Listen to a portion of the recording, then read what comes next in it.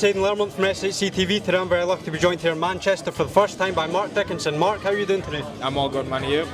I'm doing brilliant, thank you. So obviously, we're here, in Manchester. You got a brilliant 10-rounder for the English title on Friday night against Reece Farnhill. Yeah, talk to me. How did this fight sort of all come about for yourself? Well, I moved up to 168 at the end of last year from middle, and to be honest with you, my manager just offered me that. Says the fight's been offered, and I took it. It's a fight I believe I can win. I think it's a good fight, and I'm looking forward to it. Obviously, it was meant to happen in Nottingham on the 25th of January. With that postponement, has that sort of changed anything, with training or anything?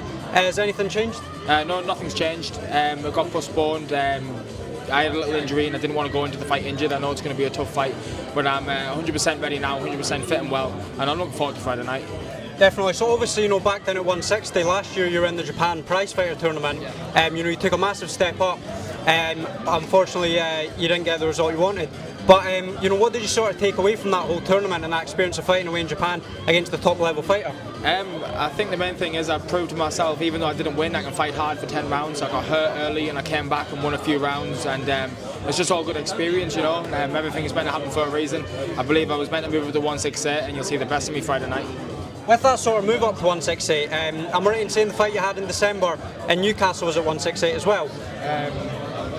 Yes, I think it was at one, maybe just above. It was on the day weigh-in, so I didn't want to come down all the way, do you know what I mean? So I actually think I weighed in 175, I think, for that fight, to be honest with you, but it was on the day weigh-in, that's why.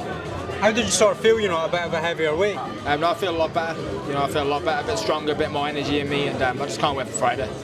With Reece Farnhill, obviously English champion, I think he's undefeated as well. Apart from that, how much do you sort of know of Reece? We sparred once, I think, a couple of years ago, but we only done 4 rounds, so you couldn't really take too much away from it. But I know he's a good, tough game lad. But I just think my class will show through on Friday night, and I'll show why that I'm meant to be the matchroom boxer and I'm the real deal. Definitely. So if you were to get the win on Friday, that's a massive statement, winning the English title, especially so early on in your career. Where do you think you sort of want to go from there? Where do you think a win on Friday sort of propels you going forward? I think realistically, I'm probably defend it afterwards, but I'll cross that bridge when I come to it, Reece Farnhill's a good fighter in his own right, and I've got to get past him Friday before I speak about anything next. One thing I sort of wanted to ask you, obviously on this card as well, we've got Cameron Vaughn, we've got yourself. A few weeks ago we had Pat McCormack fighting in a really good fight against Robbie Davies Jr. The talent up in the northeast, even in the matchroom stable alone, is incredible. Sort of been starved the shows up there. Do you think that's sort of one of your goals, maybe, to bring a big night back up to the northeast, be a part of a massive card up there? Yeah, I think if it's not me, I think one of us definitely bring a big card up there, and it'd be nice to get some world title fights in the northeast. But look, I've got the English title to win first, and it's not an easy task, so I'm ready for it, man.